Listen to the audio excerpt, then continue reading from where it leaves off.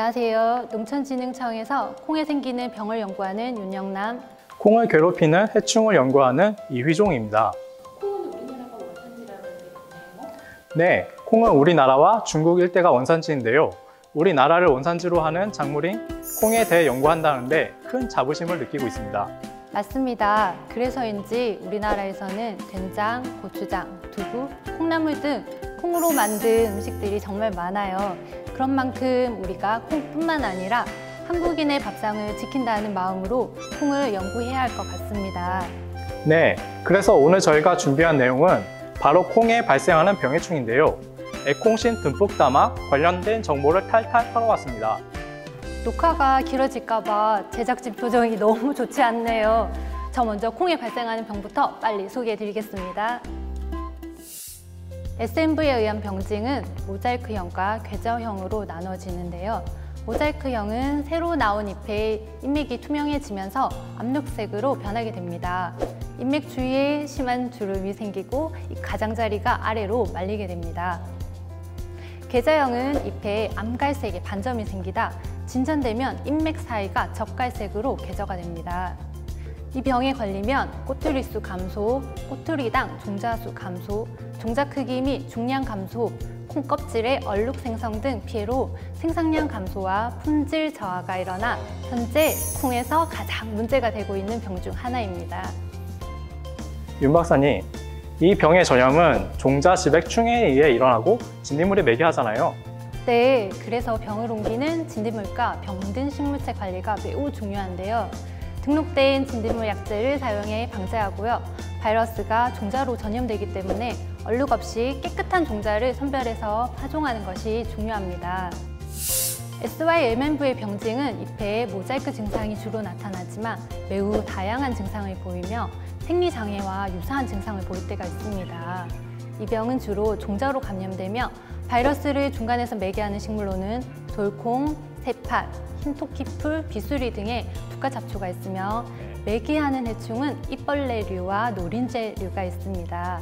방제 방법으로는 청자콩, 다울콩, 일콩, 검정콩 등 병에 저항성이 있는 품종을 선택하시고요. 등록된 약제를 사용해 매개충을 박멸해 주세요. 그리고 얼룩이 있는 종자는 반드시 선별한 후 파종해 주세요.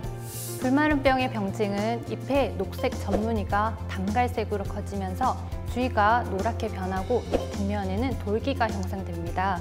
바람에 의해 쉽게 찢겨져 지저분해지고 병이 심하면 조기 낙엽이 되게 됩니다. 병원균은 종자나 병든 식물체, 토양에서 월동해 비바람이나 튀어오르는 빗물에 의해 옮겨지고 식물체의 기공이나 상처를 통해 침입합니다. 방제를 위해서는 병 발생 초기에 등록된 약제를 살포하시고요. 수확 후에는 잔재물을 꼭 제거하시기를 바라겠습니다. 수확 후 잔재물을 제거하는 것도 꽤 중요하겠네요. 네, 콩들불병 병증은 잎의 다양한 크기와 형태의 갈색 궤저 반점이 생기며 병반 주위에 넓은 황색의 띠가 형성됩니다. 자연 감염 시 콩 앞에 나온 콩불마른병과 동시에 발생하는 경우가 많습니다. 병의 전염은 병든 식물체나 종자에서 병균이 활동을 하고 빗물이나 바람에 의해서 식물체 상처 부위를 통해 감염이 됩니다. 방제를 위해서는 병든 식물체 잔재물을 제거하고 콩잎이 젖어 있는 시간에는 농작업을 하지 않는 것이 중요합니다. 등록된 약제를 사용해 방제해 주세요. 네, 곰팡이에 의해서 발생하는 병은 잎, 뿌리, 줄기, 꼬투리, 그리고 종자 모두에서 병든 증상을 보일 수 있습니다. 콩 전무늬병은 잎에 개구리 눈과 같은 원형의 갈색 병반이 생겨 구멍이 뚫리고 꼬투리는 붉은 갈색의 타원형 병반이 나타납니다. 가운데에는 밝은 회색으로 가장자리에는 검붉은 띠가 형성이 됩니다. 7월 중순에 발생하기 시작해 8월 중순부터 급격하게 증가하는 전무늬병은 감염된 종자나 잔재물에 병균이 생존합니다. 방제를 위해서는 돌려짓기를 하거나 지난해 잔재물을 제거하고 등록된 약제를 살포하면 되겠습니다. 네, 콩의 흰가루병은 생육 후기에 주로 나타나는 병으로 잎 표면에 흰가루가 생기다 진전되면 잎 전체가 덮이는데 심한 경우에는 줄기와 꼬투리에게도 생기게 됩니다. 주로 광합성과 증산작용이 감소하는 서늘한 기후일 때 많이 발생하는데요. 현재 안타깝게 등록된 약제는 없습니다. 박사님, 그럼 병이 발생하면 어떻게 해야 되죠? 네, 안타깝게 약제는 없기 때문에 콩이 빽빽하게 밀시된 상태이면 병이 더 많이 발생할 수 있기 때문에 통풍이 잘 되고 빽빽하게 밀식을 좀 자제하는 게 좋을 것 같습니다. 콩 검은 뿌리 썩은 병은 잔뿌리가 검게 되고 뿌리가 썩어버리는 증상을 보이는데요. 감염된 포기는 땅과 접촉 부위에 붉은 오렌지색의 병균이 형성이 됩니다. 병든 잎은 잎맥 사이가 담갈색으로 변하다가 조기에 낙엽이 됩니다. 7, 8월에 비가 많이 오고 서늘한 기후가 계속되면 많이 발생하며 물빠짐이 불량하거나 콩을 이어짓기 할 때 피해가 심합니다. 안타깝게도 이 병 같은 경우에도 현재 등록된 약제가 없습니다. 그럼 병이 발생했을 때는 어떻게 해야 하죠? 네, 콩뿌리 썩은 병 같은 경우에는 현재 등록된 약제가 앞에 말씀드린 것처럼 없기 때문에 물빠짐이 좋은 토양을 선정해서 콩을 재배하시고 이어짓기는 피해야 하겠습니다. 콩역병은 식물체가 누렇게 변하고 시들다 땅에 닿는 부위가 검게 썩는 증상이 나타납니다. 주로 식물체가 어릴 때 자주 나타나고요. 이 병원균은 물을 좋아해서 물빠짐이 불량하거나 침수가 되는 포장에서 주로 발생을 하는데요. 아직 등록된 약제가 없어 발병이 심한 포장은 콩 이외의 다른 작물로 돌려짓기 하는 것이 좋습니다. 네, 콩 시드름병은 잎이 누렇게 시들고 줄기도 시들어 증상이 마치 가뭄 피해처럼 보일 수 있습니다. 뿌리 썩음과 꼬투리 썩음의 원인이 되기도 하는데요. 아직 등록된 약제가 없어 방제가 어렵기 때문에 병에 걸리지 않게 포장 관리를 잘 해야 합니다. 포장 관리가 정말 중요하겠습니다. 네. 콩 흰 비단병은 땅에 닿은 줄기와 잎이 마르기 시작해 급속도로 확산돼 고사하는 증상을 보입니다.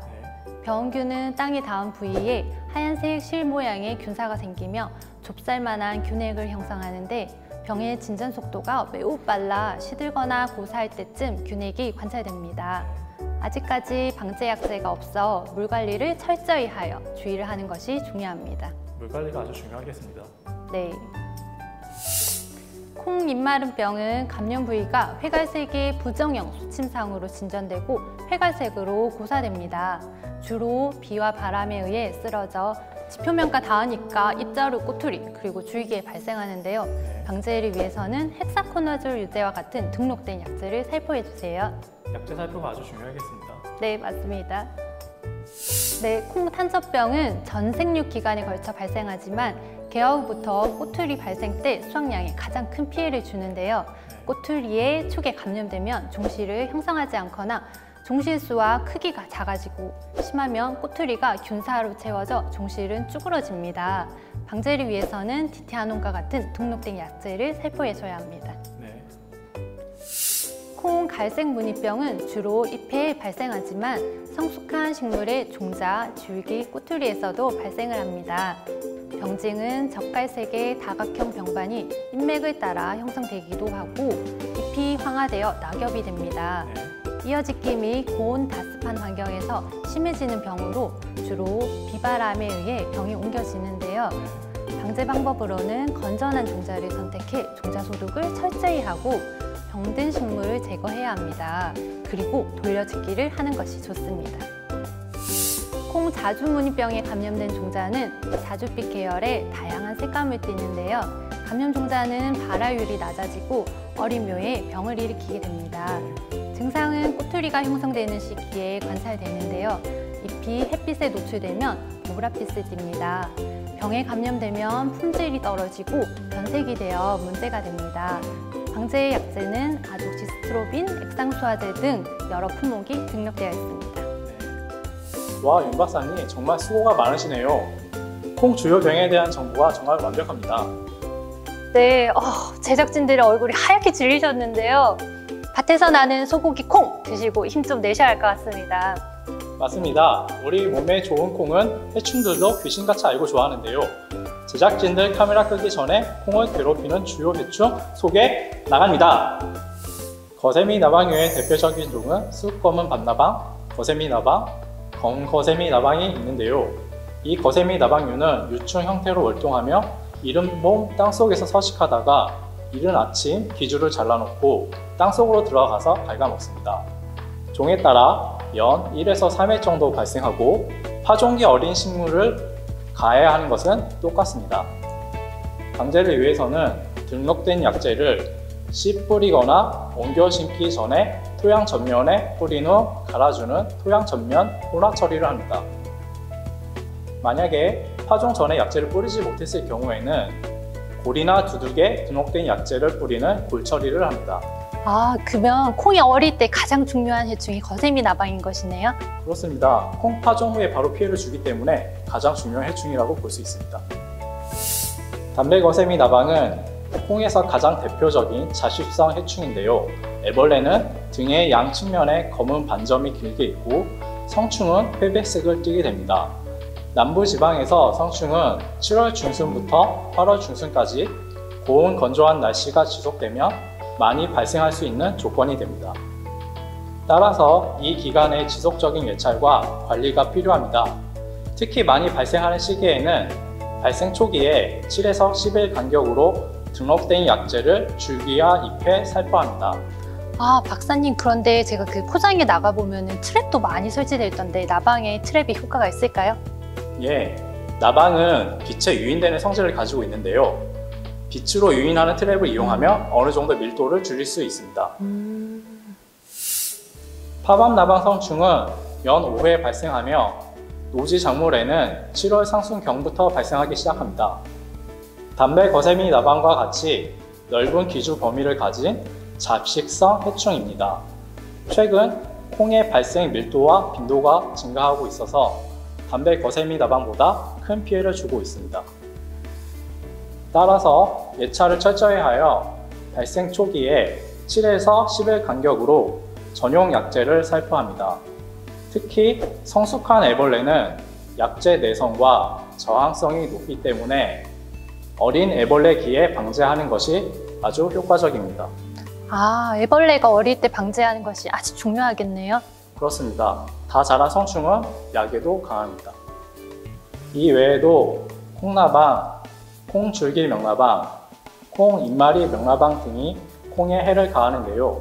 방제를 위해서는 반드시 등록된 약재를 살포해야 합니다. 노린재는 나방과는 다르게 부침을 찔러서 흡축하는 해충입니다. 톱다리 개미허리 노린재는 농작물의 잔재 및 낙엽 속에서 얼음벌레로 월동하여 연 3회 발생합니다. 어린 약충은 다리가 긴 개미 모양이고 성충은 비행할 때 모습이 말벌과 유사합니다. 노린재가 콩에 어린 꼬투리가 자랄 때 피해를 주면 꼬투리가 떨어지거나 멀쩡하게 크지 않아서 수량이 크게 감소합니다. 다행히 노린재는 약재에 대한 방제 효과가 매우 높습니다. 하지만 활동성이 매우 높아서 약을 뿌리면 피해서 날아가 방제 효과가 크게 떨어집니다.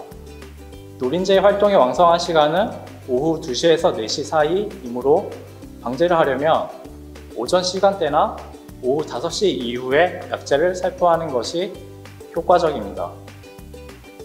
약재 살포 효과는 약 10일간 지속되기 때문에 수량 감소를 막기 위해서는 꼬투리가 맺히는 시기부터 10일 간격으로 3회 정도 등록 약재를 살포하는 것이 좋습니다.